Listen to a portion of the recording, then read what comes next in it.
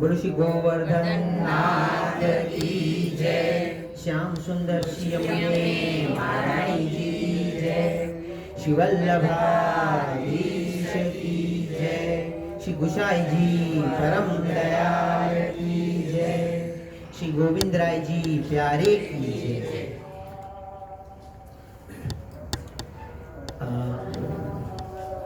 परम पूज्यपाद गोस्वामी 108 श्री गोविंद राय जी के कमल चरणों में कोटि कोटि दंडवत प्रणाम। और श्री वल्लभ के सभी प्यारे वैष्णवों का आज के सत्संग सत्र में स्वागत है। तो ज़्यादा समय न लेते हुए मैं जे से विनती करूंगा कि उनकी मधुर वाणी से दुबई के वैष्णवों को वह कृतार्थ करें।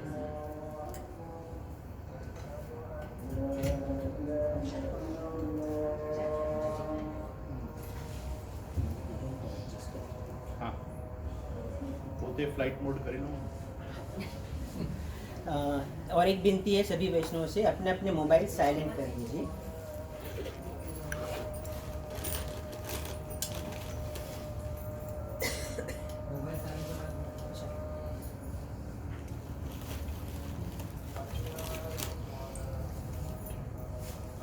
आएगा ना आसन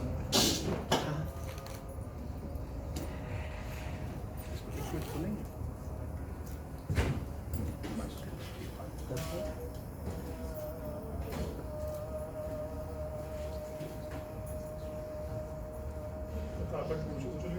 हाँ मैं भी वही सोच रहा था।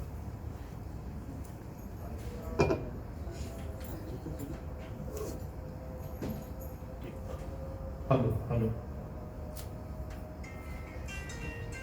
थोड़ी वॉइस एनहांस कर थोड़ी।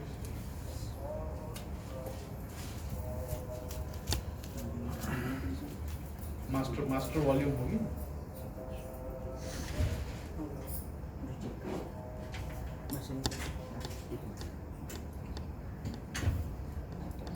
श्री कृष्णाय नमः। ग्रेट, आपको आ गया सेट हो गया। So we are not going live right now, right? We are just recording.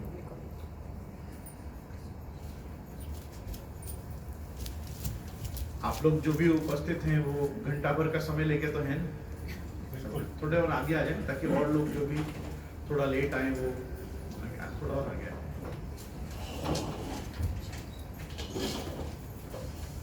आप भी सीट छोड़ो मत, जब हो सके तो आने आने एक दिन आगे हो जाए।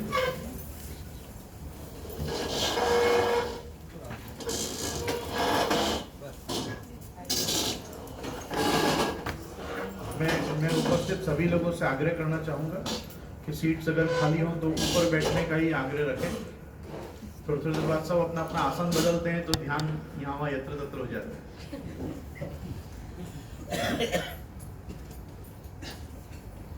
2014 के बाद आज यहाँ आप सभी के बीच में आने का सौभाग्य मिला। पुष्टि मार्ग में सकल वैष्णव सृष्टि जहाँ भी विद्यमान है उनको संबोधन करना मैं अपना नित्य सत्संग मानता हूँ। गत चातुर्मास में जब समय मिल पाया मैं सेवा के अवकाश से और प्रदेश आदि से तभी ऑनलाइन हो पाया, नहीं तो इस चातुर्मास के पूर्व तो काफ़ी समय तक मैं ग्लोबल वैष्णव सृष्टि से जूम के द्वारा, यूट्यूब, फेसबुक के द्वारा मैं जुड़ा हुआ था ही। और ये चातुर्मास का अंतराल भगवत कृपा से इसमें निज वार्ता, गुरु वार्ता जहाँ हम कर सके ऑनलाइन वो तो हमने की थी। आज मैं यहाँ जो उपस्थित हुआ हूँ, मैं काफ़ी समय से पुष्टि मार्ग में लोगों को श्रीमद् भागवत के प्रति काफ़ी आकर्षित देखता हूँ। लोगों का आचार्य बालकों को बुलाकर उनको व्यासासन पे पधराकर और शास्त्री जियों की तरह कथा कराने का भी आग्रह काफ़ी समाज में दृष्टिगोचर होता है। और ये न के न प्रकार भागवत जी के श्रवण की लालसा सभी वैष्णवों में होती। तो हमारा ये काफ़ी समय से प्रयास है कि जैसा हमारा आकर्षण श्रीमद् भागवत जी के प्रति है वैसा ही हमारा भगवत वाणी, भगवत शास्त्र, भगवत गीता के प्रति भी लोगों का हो। आज हम दो वस्तुओं को देखें तो समाज में हम दो कार्य नहीं कर पा रहे हैं। एक है वल्लभ गीता का प्रचार, जिनको हम षोडश ग्रंथ एवं पंचश्लोकी शिक्षा श्लोकी मिलाकर 18 अध्याय श्री महाप्रभु जी के वाणी के मानते हैं। और साथ ही में अपन दूसरा भगवान की साक्षात वाणी, ये भगवत गीता रूपी शास्त्र, इसके भी अध्ययन की जो एक परंपरा है, इसको थोड़ा शिथिल रूप में संप्रदाय में देखते हैं। तो काफी समय से जहां पे सार्वजनिक तो मैं नहीं कहूंगा, पर सामाजिक स्तर पे जहां कहीं भी वक्तव्य या वचनामृत का अवसर आता है, तो मैं प्रयास करता हूं कि भगवत गीता और वल्लभ गीता के सामंजस्य के साथ लोगों को बोध कराने का प्रयास करूं कि जितना षोडश ग्रंथ आदि भगवत शास्त्र आचार्य वाणी के रूप में देखने आवश्यक है, उतना ही हमको उससे पूर्व प्राक हमको भगवान की वाणी देखना भी आवश्यक है। मैं अपने विषय में प्रवेश करूंगा मंगलाचरण पूर्वक। उससे पहले पुनश्च एक बार आग्रह करता हूं, उपस्थित सभी प्रियजन, वल्लभीयजन, वैष्णवजन अपना फोन एटलीस्ट वाइब्रेशन मोड पे ले आएं। साइलेंट ना भी करें तो एटलीस्ट वाइब्रेशन पे करें, ताकि मेरा भी विषय भंग ना हो। ऐसे हमारे आइटिनरी के क्रम से 25 और 26 2 दिन यहाँ व्याख्यान की हमारी इच्छा थी, पर बहरीन का कार्यक्रम करे बाद और इस बार ये 2 दिवसीय एक प्रकार की ट्रांजिट विजिट होने के कारण ही आज एक ही दिन में आप सबों के साथ सत्संग कर पाऊंगा। तो आप उपस्थित जो भी हैं वो आगामी दिनों में भी सबको सूचित करें कि कल शायद हमारा यहाँ मिलना नहीं हो पाएगा। मैं जब सबसे पहले विदेश आया भारत से निकल के, तो मैं दुबई ही आया था, और बहुत वर्षों से मैं यहाँ के जो जुड़वा ठाकुर जी हैं, नीचे विराज रहे हैं, वो श्रीनाथ जी के रूप में भी जुड़वा हैं और बाद में लालन भी गोद में जुड़वा हैं। तो बड़ा फैसिनेटेड रहा बचपन से के बहुत सुंदर रूप में यहाँ श्री ठाकुर जी विराजते हैं। बहरीन, मस्कत, ये सब जगह के श्री ठाकुर जी के दर्शन किए, और सबसे पहले मैंने पुष्टि पुरुषोत्तम को भारत के बाहर यहाँ दुबई में ही दर्शन किए। तो जब से टीन्स से हम आ रहे हैं हमारे खुद के, तब से यहाँ के ठाकुर जी का आकर्षण बना हुआ है।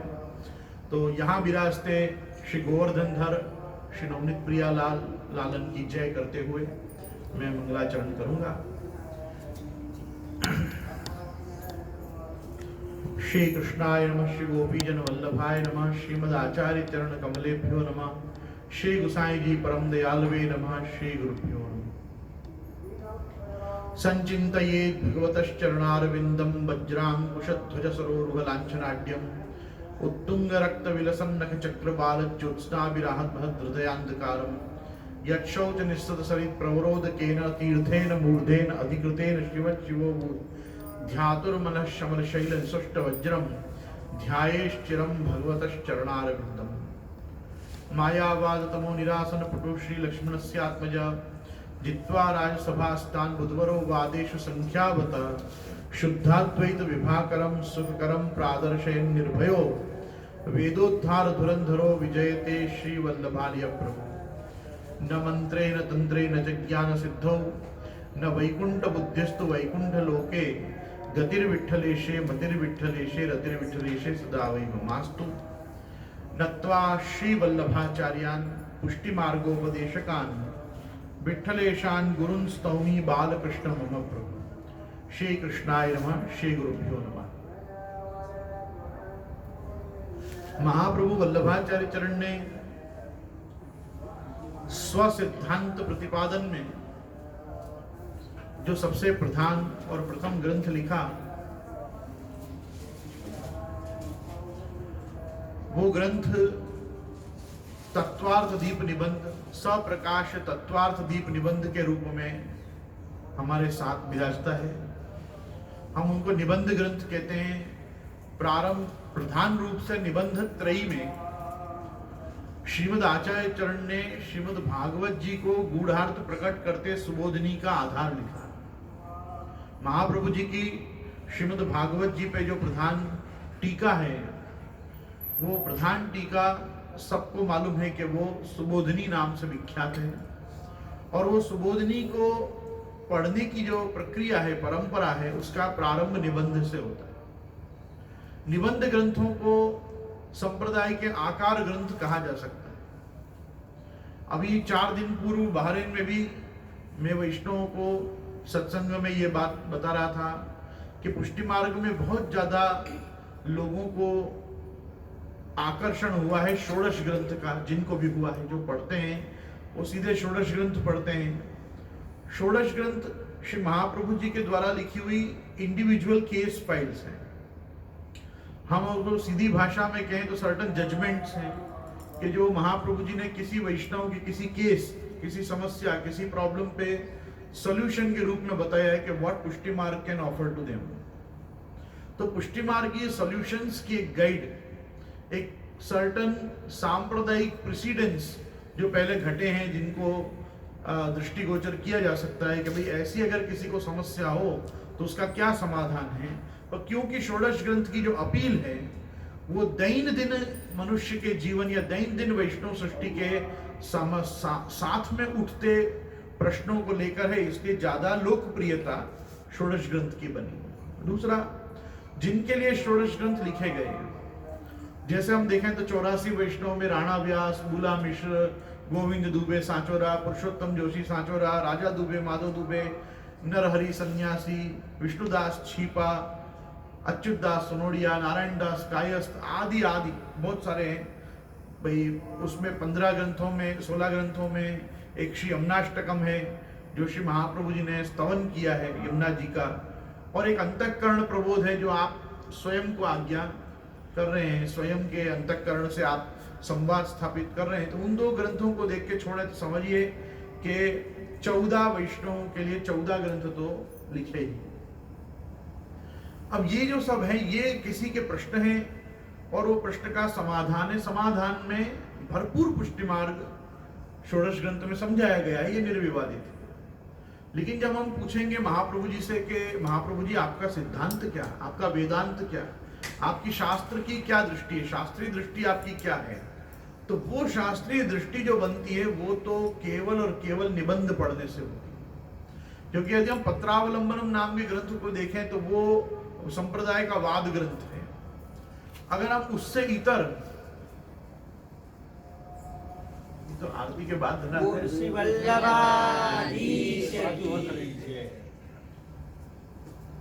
माला जी पधारे ना, तो हमको भी खड़े होना चाहिए।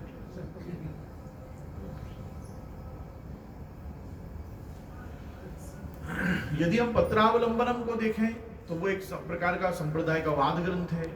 यदि भाष्य ग्रंथों को देखें तो ब्रह्मसूत्रों के भाष्य जो हैं वो इतर संप्रदाय के साथ एक प्रकार की कुश्ती के ही ग्रंथ हैं, रेसलिंग ग्रंथ हैं वो तो वो भी एक प्रकार से वाद ग्रंथ हैं।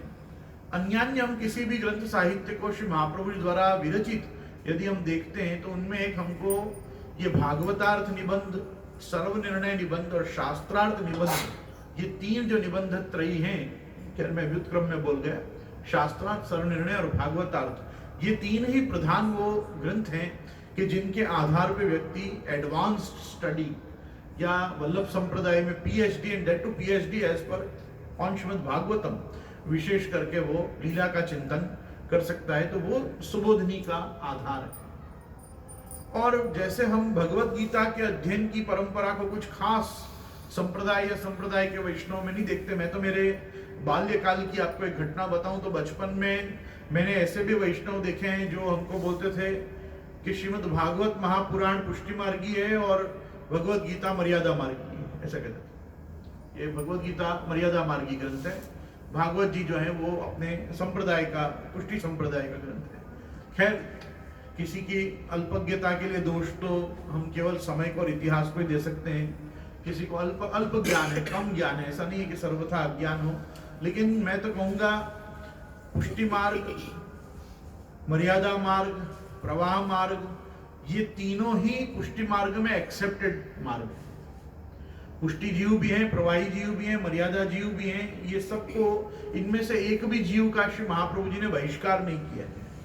न सात्विक राजस तामस में किसी को उत्तम मध्यम या अधम बताया है। अभी तो हम अगर उत्तम मध्यम अधम का चिंतन करें भी तो केवल एक यहाँ प्रासंगिक है, इसलिए बता रहा हूं। सिद्धांत मुक्तावली की श्री गोसाई जी की टीका है विवृत्ति, सिद्धांत मुक्तावली षोडश ग्रंथ की टीका श्री गोसाई जी का सिद्धांत मुक्तावली की विवृत्ति, वो विवृत्ति के ऊपर दशदिगंत विजयी पुरुषोत्तम जी ने प्रकाश नाम की टीका लिखी है। टीका का नाम है प्रकाश। विवृत्ति के प्रकाश में श्री पुरुषोत्तम जी आज्ञा करते हैं कि उत्तम मध्यम अधम जघन्य जघन्याति जघन्य अधिकारीकृत साधनस्य फल पर्यंत व्यवस्था कथनेन स्वतंत्र भक्ति मार्गस्यैव उत्कर्ष व्युत्पादित श्रीमदाचार्य। महाप्रभु जी ने जो मार्ग बनाया है, महाप्रभु जी ने जिस संप्रदाय का गठन किया है, वो केवल उत्तम मध्यम या अधम नहीं, अपितु जघन्य एवं जघन्याति जघन्य अधिकारी भी क्यों ना हो, उसको फल पर्यंत अर्थात मानसी पर्यंत की उसकी अवस्था कक्षा सिद्ध हो सके, उसको प्राप्त हो सके, उसके लिए एक स्वतंत्र भक्ति मार्ग का उत्कर्ष श्री महाप्रभु जी ने इस लोक में किया है। मतलब अपन अगर किसी चीज को कहें कि बैड वर्स एंड वर्स्ट, तो वर्स्ट ऑफ द केस हो, जिसको हम गॉन केस या होपलेस कहते हैं, ऐसे लोग भी यदि कृष्ण भक्ति के मार्ग का चयन करें तो उनको कृष्ण भक्ति करने की व्यवस्था श्री महाप्रभु जी ने सांगोपांग पद्धति से प्रोवाइड की। इसलिए अपने मार्ग में कोई प्रकार की उच्च नीचता या तुच्छता मुख्यता ये सब नहीं है। अपने यहाँ अधिकारी अधिकारी है। जैसे भगवान ने भगवत गीता में भी चतुर्विधा भजन्ते माम ये जना सुकृतिनो अर्जुन आर्तो जिज्ञासु अर्थार्थी ज्ञानी च भरतर्षभ तेषां ज्ञानी नित्य युक्त एक भक्ति विशिष्यते का उपदेश भगवान ने गीता में दिया। भगवत गीता में भगवान ने बताया कि 4 प्रकार के भक्त मेरा भजन करते हैं। उसमें एक आर्त भक्त है, दुखी आदमी है, एक अर्थार्थी है जिसको कुछ न कुछ चाहिए मुझसे, तीसरा जिज्ञासु है, जानना चाहता है भगवान क्या तत्व है, और चौथा तो ज्ञानी है ही, और वो ज्ञानी केवल ज्ञानी नहीं है, वो भगवत भक्त है। तेषां ज्ञानी नित्य युक्त एक भक्ति विशिष्यते, उसमें भक्ति की विशेषता है, वो ऐसा ज्ञानी है। तो चाहे ज्ञानी हो, जिज्ञासु हो, आर्थ हो या अर्थार्थी हो, ये चारों प्रकार के भक्तों को भगवान ने सुकृतिन कहा है। सुकृतिन मतलब अच्छे लोग हैं, they are not bad people. तो if the person is wanting to do bhajan devotion dedicatedly of Thakur ji उसको ऐसा कंसीडर नहीं करते ये खराब आदमी। लेकिन जो व्यक्ति संकल्प करता है या मन से सोचता है मुझे भगवान का भजन करना ही नहीं, मुझे ठाकुर जी से क्या मतलब, मैं क्यों ईश्वर का भजन करूं, इनके लिए भगवान का मत है नमाम दुष्कृतिनो मूढ़ा प्रपद्यन्ते नराधमा मायापहत ज्ञाना आसुरम भावमाश्रिता। भगवान कहते हैं जो दुष्कृतिन लोग होते हैं, जो बैड पीपल हैं, भाई मैंने जो पहले 4 गनाए वो तो सुकृतिन थे, गुड पीपल, उनमें गुड बेटर बेस्ट हो सकता है, पर ये जो है एकदम 3rd क्लास लोग, ये ऐसे लोग हैं कि इन्होंने संकल्प लिया है कि ये मेरा भजन नहीं करेंगे। भगवान कहते हैं नमाम दुष्कृतिनो, ये दुष्कृतिन है, ते मूढ़ा, उनकी बुद्धि मंद है, उनको मूर्ख कहा है। मूढ़ मतलब मूर्ख संस्कृत में। नमाम दुष्कृतिनो मूढ़ा प्रपद्यन्ते नराधमा। अच्छा, नर की कैटेगरी में, एक सामान्य इंसान में भी ये मैंने इसलिए 3rd क्लास शब्द का प्रयोग किया कि उत्तम मध्यम अधम, ये भगवान ने शब्द प्रयोग किया है। तो नराधमा, अधम कोटि के नर हैं वो लोग जो मेरा भजन नहीं करते। तो भगवत भजन से विमुख जो समाज है वो 3rd कैटेगरी में ही आता है। तो नमाम दुष्कृतिनो मूढ़ा प्रपद्यन्ते नराधमा, ये अधम लोग क्या करते हैं, क्यों नहीं भगवान का भजन करते हैं? तो कहा माया पहतक ज्ञान, माया ने इनका ज्ञान जो है वो अपहरण कर लिया, अपहरण चुरा लिया माया। और इससे क्या हुआ, आसुरम भाव आश्रित, ये आसुरी भाव को प्राप्त हो चुके हैं। आसुरी भाव मतलब गजब का शब्द है ये। आसुरी भाव का मतलब होता है मे दैट जीव बी अ दैवी जीव, बट क्योंकि इस समय माया ने उसके ज्ञान का अपहरण कर लिया है, वो आसुरी हो चुका है। हमको लगता है कि हर ब्रह्म संबंधी जो है वो दैवी जीव है, मैं भी मानता हूं हर ब्रह्म संबंधी दैवी जीव है। हर व्यक्ति जिसको अष्टाक्षर पंचाक्षर सगद्य पंचाक्षर मंत्रोच्चारण जन्य पुष्टिमार्गी गुरु द्वारा भगवत सन्निधान में आत्मनिवेदन संस्कार प्राप्त हुआ है, वो दैवी जीव तो है ही। लेकिन जब कहते हैं ना कि पात्रता और अधिकार, हर व्यक्ति की अपनी एक पात्रता होती है और एक अधिकारिता होती है। कभी कभी क्या होता है, ग्लास केवल 50 ml का होता है लेकिन फुल भरा हुआ होता है। उसकी पात्रता कैसी होती है, छोटी है भाई, 50 ml का ही ग्लास है लेकिन पूरा भरा हुआ है, क्योंकि उसके अधिकार पूर्ण रूप से फलित हुए हैं। और कभी कभी 100 ml का ग्लास होता है लेकिन उसमें 50 ml ही होता है, या मान लो 60 ml भी हो, 70 ml भी हो, तो वो इससे महान नहीं कहलाएगा 50 वाले से, क्योंकि वो अपूर्ण है। उसकी अधिकारिता उतनी फलित नहीं हुई जितनी पात्रता उसमें आई। तो पुष्टि मार्ग में ये दो बहुत बड़े कॉन्सेप्ट हैं, एक है अपनी पात्रता और एक है अपने को प्राप्त अधिकार। फल फलित होय फल रूप जाने, जितने फल होय फलित वो तो अपने को तभी पता चलते हैं। अब इसमें कारण क्या है, इसमें कोई कारण या अकारण नहीं होता।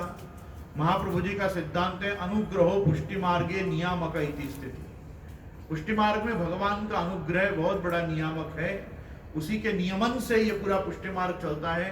भगवान को जब जिस पे जितनी जैसी कृपा करनी होती है उतने ही सेवा के अधिकार, स्मरण के अधिकार, भगवत चिंतन के अधिकार उसके फलित होते हैं।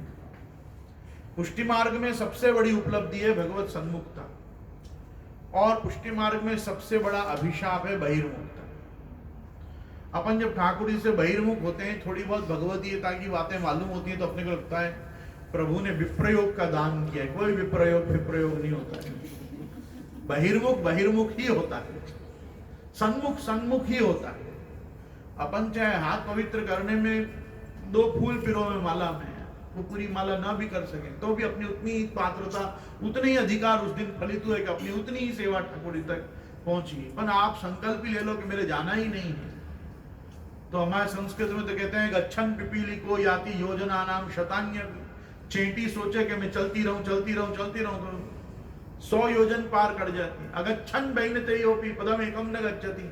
गरुड़ जी सोचे ही नहीं कहीं जाने का, तो मन की गति से जाने वाले गरुड़ जी भी कहीं नहीं जाएंगे, वो तो बैठे ही रह जाएंगे। तो हमको तो भगवान ने सबको गरुड़ जैसा सामर्थ्य दिया है पुष्टि मार्ग में, अपने सर्वाधिकार फलित हैं, पर अपन ने संकल्प ही नहीं लिया है कि अभी अपन कल चले। अपनी बात हो रही थी ना, नमाम दुष्कृति नो मूढ़ा प्रपद्यन्ते नराधमा माया पहत ज्ञाना आसुरम भाव माच्युत। लोग आसुरी भाव को प्राप्त हो जाते, मूढ़ा जन्मनि। ये जन्म ऐसे लेते ही रहते हैं, पर इनको याद नहीं आता है, रियलाइज नहीं होता है कि अरे हम कौन है और हमारा धर्म क्या है। तो भगवान के प्रति जीव का कर्तव्य धर्म ये भी भगवत कृपा जन्य ही अपने को संस्मरण में आता है। मैं हमेशा एक बहुत प्राचीन कीर्तन का बड़ा आनंद मानता हूं, आप सबके साथ मैं बांटूंगा। जो लो हरि आपनो न जनावे, त्यों लो सकल सिद्धांत शास्त्र को पढ़े सुने नहीं आवे। जो लो हरि आपनो न जनावे, जब तक ठाकुर जी आपको रियलाइज नहीं कराएं कि आप ठाकुर जी के अपने हो, आप ठाकुर जी के हो, और ये ठाकुर जी ही आपको रियलाइज करा सकते हैं। भगवान ही जीव को यह अनुभव करा सकता है कि तू भगवान का। सामान्य रूप में भगवान मेरे हैं ये ज्ञान होता है भक्त को, भगवान मेरे हैं, और मैं भगवान का हूं इस चीज का ज्ञान नहीं होना चाहिए, इसका अनुभव होना चाहिए। इसका ज्ञान तो सामान्य है, पर इसका अनुभव होना चाहिए कि मैं भगवान का हूं। तो ध्यान से मेरी बात को सुनना। जो लो हरि आपनो न जनावे, त्यों लो सकल सिद्धांत शास्त्र को पढ़े सुने नहीं आवे। आप कितना भी पढ़ो, आप कितना भी सुनो, आपको नहीं समझ में आएगा। क्यों? नायम आत्मा प्रवचनेन लभ्यो न मेधया न बहुना श्रुतेन यमे वैश्य वृणुते तेन लभ्य तस्यैष आत्मा विवृणुते तनुगुम स्वाम। श्रुति कहती है, मुंडकोपनिषद कठोपनिषद की श्रुति कहती है, कितना भी प्रवचन सुनने से ब्रह्म ज्ञान नहीं हो सकता। न आत्मा प्रवचने न लभ्य न मेधया, आपकी मेधा, आपकी बुद्धि कितनी भी स्थित प्रज्ञ हो जाए, कितनी भी आपकी प्रज्ञा ज्ञानवान हो जाए, सुसंपन्न हो जाए सर्व साधनों से, तो भगवत प्राप्ति के द्वार खुल जाएंगे ऐसा जरूरी नहीं।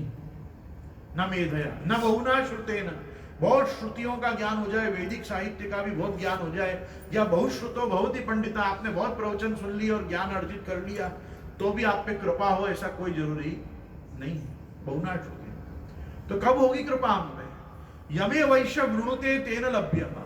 जब भगवान संकल्प लेगा कि मैं इस जीव का वर्ण करूं, तब तुम्हारा भगवान वर्ण करेगा। और जब ऐसा संकल्प भगवान लेंगे, यमे वैश्य वृणुते तेन लभ्य तस्यैष आत्मा विवृणुते तनुकुम स्वाम, तभी वो परमात्मा उस जीव का वर्ण करके जताएगा कि हाँ तू मेरा है। ये भगवान के कार्यों में आता है कि जीव की पात्रता और अधिकार जब फलित होने हैं, श्री महाप्रभु जी के, गोसाई जी के, यमुना जी के संबंध से, श्री गिरिराज जी के ब्रजभूमि ब्रजभक्तों के संबंध से, 252-84 वैष्णव की कृपा से, अपने गुरुजनों की कृपा से, माता पिता की कृपा से, जब अपने को ठाकुर जी ये बात जनावे कि भाई तू मेरा है, तब अपने को सिद्धांत समझ में आता है। मैं आपको कल अपनी वार्ता हो रही थी, मैंने अभी बारे में भी ये बात कही, मुझे पुनरावृत्ति करना पसंद नहीं किसी बात का, लेकिन प्रासंगिक है इसलिए कह रहा हूं।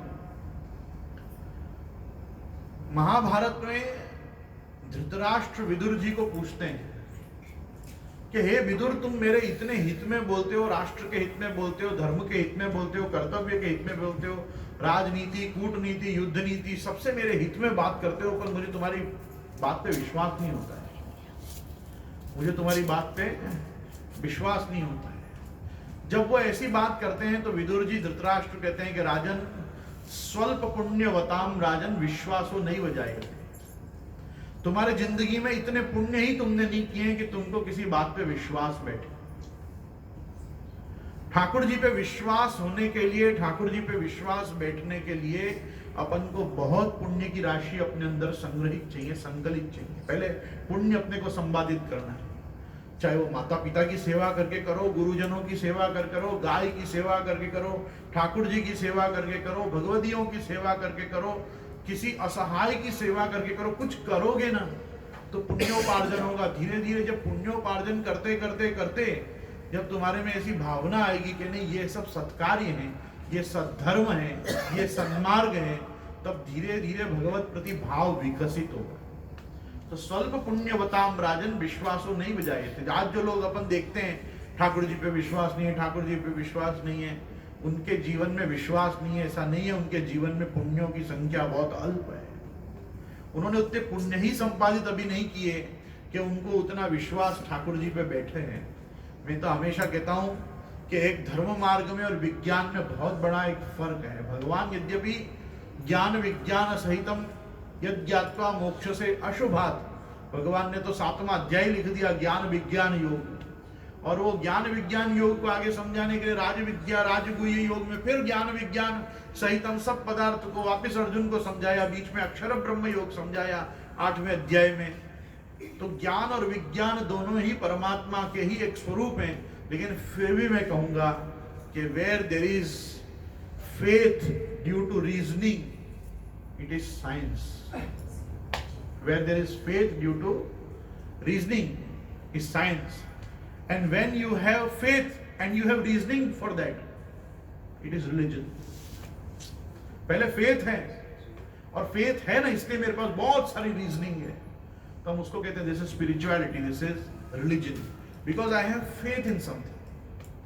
Reasoning आने के बाद आपका faith develop हुआ, it's a very objective materialistic thing, it cannot be something transcendental.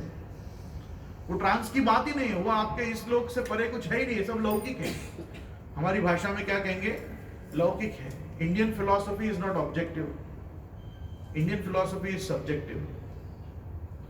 Objective पूरा मटेरियल वर्ल्ड है ना, वर्ल्ड से संबंधित जो भी अफेयर्स होंगे it will come under objective things. भगवान ऑब्जेक्टिव हर वस्तु को सब्जेक्टिवली बता रहे हैं कि ये कैसे मेरा ही स्वरूप है। सूत्रे मणिगणा इव, ये प्रकृति को मैंने कैसे बना रखा है, बिल्कुल जैसे एक माला के अंदर का धागा नहीं दिखता, केवल मोती मोती दिखते हैं, वैसे मैं इस सृष्टि के पदार्थों में कैसे हूं, अर्जुन को लोगों को नहीं दिखता है।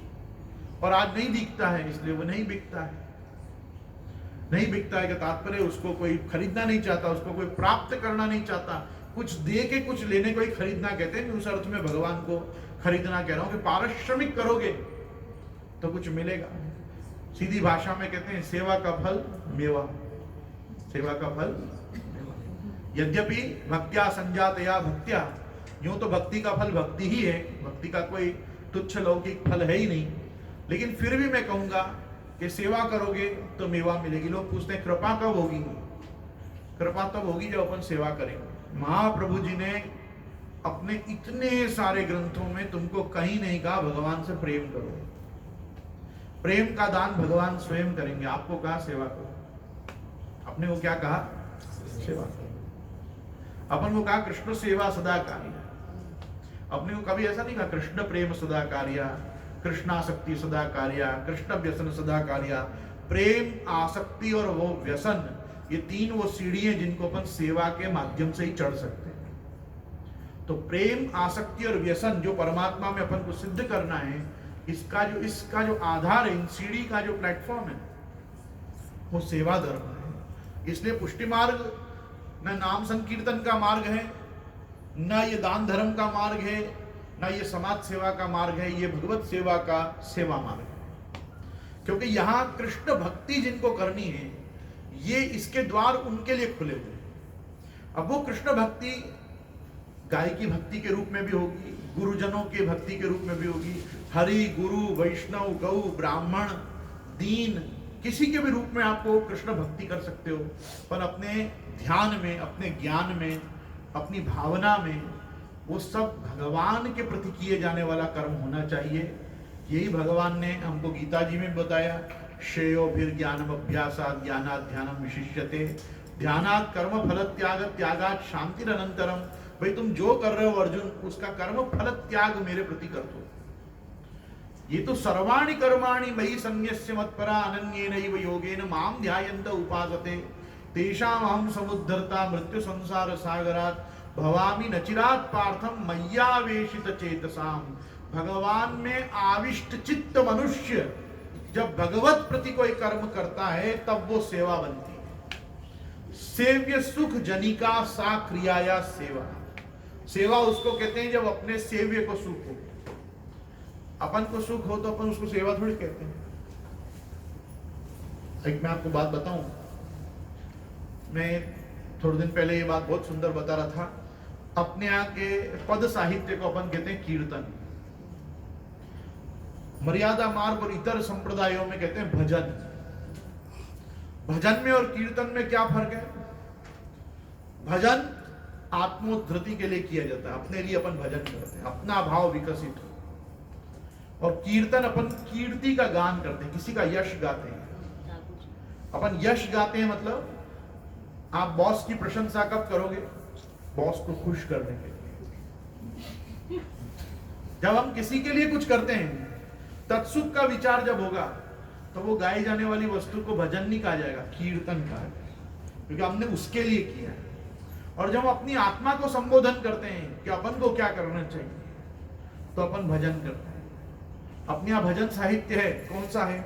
जिनको हम कहते हैं आश्रय के पद, दीनता के पद, वैराग्य के पद, सूरदास जी के, ये भजन है। पर वही जब सूरदास जी लीला गाएंगे तो वो क्या कहलाएगा? कीर्तन कहलाएगा।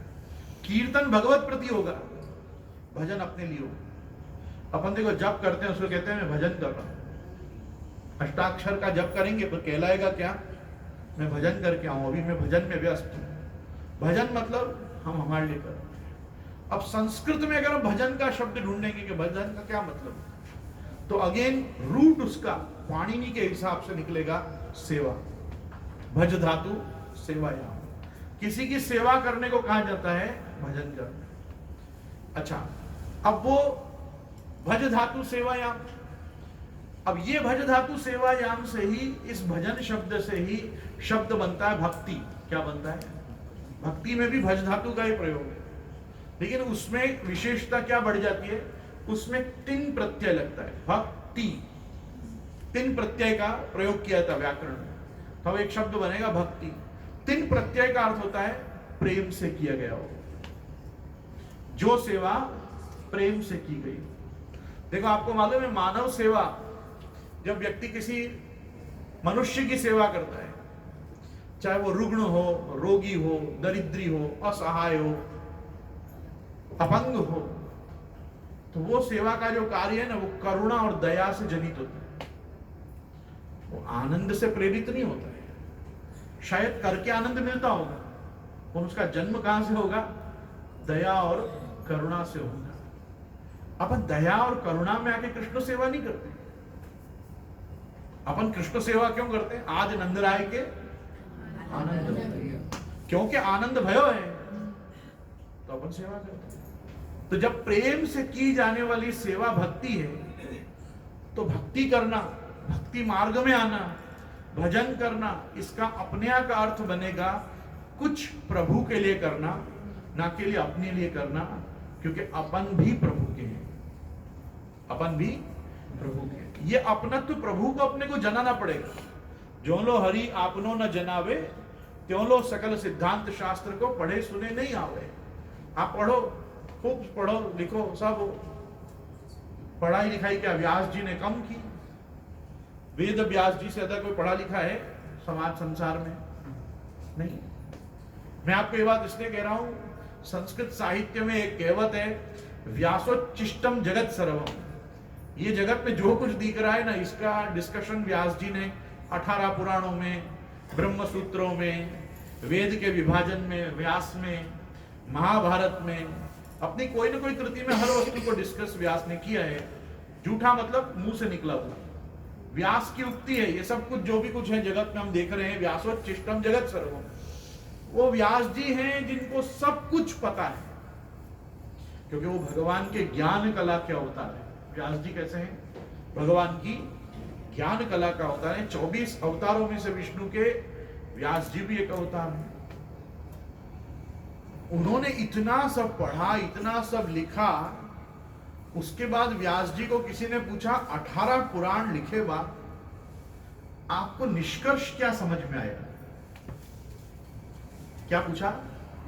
निष्कर्ष क्या समझ में आया आपको? आपने 18 पुराण लिख दिए और इतने पुराणों में जिस पुराण को लिखा उसमें उस पुराण के नायक का आपने पर ब्रह्मत्व भी सिद्ध किया। तो जब शिव महापुराण गया तो शिव जी को परम तत्व बताया, जब देवी भागवत लिखी तो देवी को परम तत्व बताया, जब आपने श्रीमद् भागवत लिखी कृष्ण को परम तत्व बताया, जब आपने विष्णु पुराण लिखा आपने विष्णु को परम तत्व बताया। जिसका आपने पुराण लिखा उसमें प्रतिपाद्य विषय के नायक को आपने पर ब्रह्म बताया, पर आपने 18 पुराण के बाद जाना क्या? तो व्यास जी लिखते हैं 18 पुराणानाम व्यासानाम वचनम द्वय। उनको 2 बात समझ में आई 18 पुराण लिखने के बाद। तो कितनी सामान्य बात समझ में आया, देखो आपका रसाभास हो जाएगा कि 18 पुराण बाद ये समझ में आया। 18 पुराणानाम व्यासानाम वचनम द्वय परोपकाराय पुण्याय पापाय परपीडनम।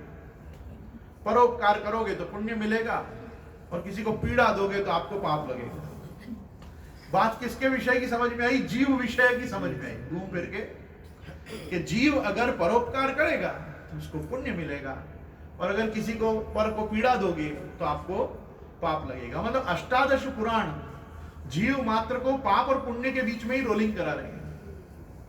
मतलब आपका जो 84 लाख योनि पार करके आप जो ये मनुष्य योनि में आए, जो आपको कर्म योनि मिली, इसमें भी आके अगर आप ये पाप पुण्य के बैलेंस को ही व्यवस्थित करने में लगे रहोगे तो मुक्तावस्था के लिए मुमुक्षुत्व अपने में कब डेवलप करोगे? आपको कब ऐसा होगा कि मैं मुक्त हो जाऊं, मुझे अब ये जन्म मरण के चक्र में आना ही नहीं? आप देखो अपने को देहाध्यास कैसा प्रचंड है, अपन में से किसी को देह छोड़नी ही नहीं। आज कोई आदमी आपको कितना भी उत्तम स्वर्ग, वैकुंठ, गोलोक, साकेत कुछ भी ऑफर करे, गारंटी दे मैं आपको अभी गोलोक ले चलूं, मैं पूछूं आप में से कितने लोग अभी चलना चाहते हैं?